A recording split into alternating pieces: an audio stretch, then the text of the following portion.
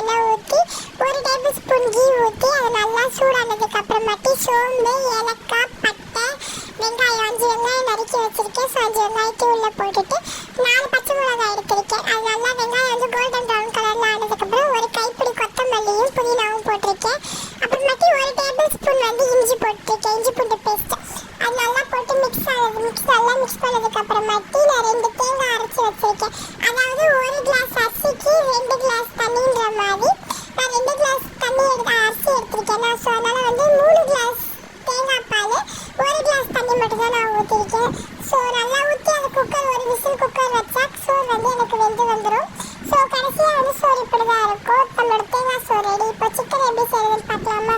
அதுக்கு வந்து ஒரு கடாயில் வந்து 2 டேபிள் ஸ்பூன் எண்ணெய் ஊற்றி பட்டை, சோம்பு, லவங்கம், ஏலக்காய் அதெல்லாம் போட்டுட்டு 3 வெங்காயம் நறுக்கி வச்சிருக்கேன். 3 வெங்காயத்தையும் உள்ளே போட்டுடணும்.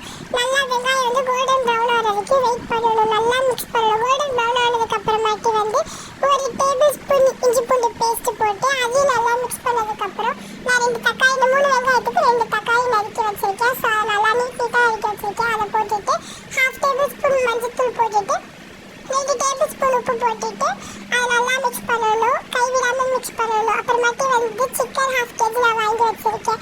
ஸோ அந்த சிக்கனை வந்து உள்ளே போட்டு தண்ணி ஊற்றாமல் மிக்ஸ் பண்ணணும். இப்போ தண்ணியே ஊற்றலை, இதெல்லாம் வந்து சிக்கனில் இருக்க தண்ணி.